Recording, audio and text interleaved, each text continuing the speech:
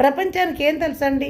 వాళ్ళు చిన్నదాని చిలువల పలవలు ఎవడు పడితే వాడు ఇప్పుడు చూడండి ఈ కోడిగుడ్ల కథ కారణంగా ఎప్పుడూ తెలియని వాళ్ళు కూడా స్క్రీన్ మీదకి వచ్చేసి ఎంత నీచాతి నీచంగా సంబోధన చేసి మాట్లాడుతున్నారో చూడండి. అంటే మీడియా ఇలాగే ఉంటుంది. నాకు అప్పుడు అసలు మీడియా తెలియదు, దాని ముందు మాట్లాడడం కూడా తెలియదు. నన్ను అన్నారనే రోషంతో నేను బయటకు వచ్చి కథ అంతా చెప్పాను. అది గొడవలు 3 వీక్స్ అయిపోయింది. ఈయనేమో నేను సేవ్ అయ్యాను అనుకున్నాను, నా మీద కేసు పెట్టాడు. ఎందుకు? గరికిపాటి కామేశ్వరి అని వీడియో చేస్తే నీకు ఇంటి పేరు పెట్టి నా పరువు తీసేవని పెట్టాడు. ఇప్పుడు పరువు నిలబడింది కదా, ఎంత గొప్పగా నిలబడింది. హక్కు ఉంది నాకు. నేను డైవోర్స్ ఇచ్చింది నా భర్త వెంకటేశ్వర్లతో డైవోర్స్ ఇప్పించిన వాడు వీడు.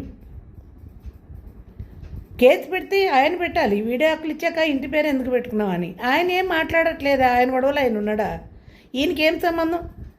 నీకు నాకు నువ్వేమన్నా నన్ను పెళ్లి చేసుకున్నావా? చూపించు, ప్రూఫ్స్ చూపించు. 25 ఏళ్ళు వెర్రిదాన్ని చేసి ఇప్పుడు గరికిపాటి పేరు పెట్టుకుంటే పరువు పోయిందని క్రిమినల్ కేసు పెట్టి పోలీస్ స్టేషన్ మెట్లు ఎక్కించినప్పుడు నిర్ణయించుకున్నాను, నీ గురించి నేను ప్రపంచానికి తెలియజేస్తాను మహానుభావ అనుకున్నాను. ఆడదాన్ని పిచ్చిదాన్ని చేయకూడదు. క్రిమినల్ కేసా? ఏం చేశాను? ఇప్పుడు క్రిమినల్ మైండ్ అర్థమైంది కదా మీకు. పెళ్లి చేసుకోకుండా ఎవడైనా డైవోర్స్ ఇప్పిస్తాడండి? కాకినాడలోకి మళ్ళీ క్రిమినల్ కేసు పెట్టి విడాకులు ఇప్పించాడు.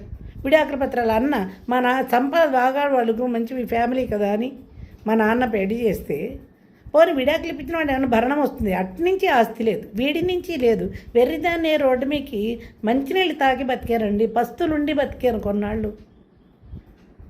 ఈ పాపానికి కారణం వీడు కాదు. బయటకు వచ్చేస్తే బాధ ఏంటంటే ఇప్పటికీ అప్పటికి పోయింది. పిల్లలతో పోకుండా పిల్లలు నాకు ఇచ్చి అది ఎక్కడో సుఖపడిపోతుందని పిల్లల్ని వదిలేసింది, ఎవరితోటో పోయింది. ఇదే గోల. అవునండి, నువ్వు నన్ను దగా చేస్తే నా పిల్లల కోసం నన్ను నేను దగా చేసుకుని పోయా. బయటకు పోయాక నా ఇష్టం. 25 సంవత్సరాలు నేను ఒక్కదాన్నే ఉన్నానండి.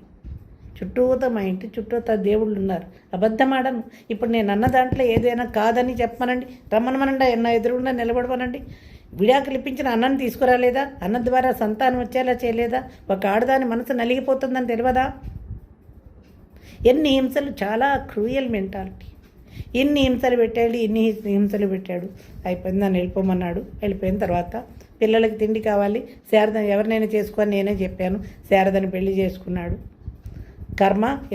మొన్ననే లాస్ట్ టైమే వీడి బతుకంతా నా ద్వారా బయటకు వచ్చినప్పుడన్నా తెలివైన వాడు ఏదో ఆమెను దగా చేశాను, పోయింది, ఏ బాధతో బయటకు వచ్చిందో మళ్ళీ అని ఎవరినన్నా పంపి ఎందుకు వచ్చిందిలే గతంగత ఊరుకో అని అన్నాడా? క్రిమినల్ కేసు పెట్టడంతో స్వయంకృతాపరాధాలండి అన్నీను బయటకు వచ్చే అవన్నీ అయిపోయింది. మళ్ళీ కేసు పెట్టినా, మళ్ళీ నీ పేరు పెట్టినా, వీడియోలు చేసినా నీ మీద కేసు పెడతా, నేను జైలుకి పంపిస్తా. ఇప్పుడు నేను పెడతానండి. అప్పుడు ఫస్ట్ టైం పిఎస్ మెట్లు ఎక్కినప్పుడు నేను ఎలోన్ ఒక్కదాన్ని. ఇప్పుడు నా వెనకాల జమ్మా చెట్టు ఉన్నారు, ఇట్లా పర్వతాలు ఏనుగులు ఉన్నాయి నా వెనకాల. నీ మీద కేసు పెట్టి నిన్ను మొత్తం పిఎస్కి మెట్లు ఎక్కించకపోతే నా పేరు కామేశ్వరే కాదు.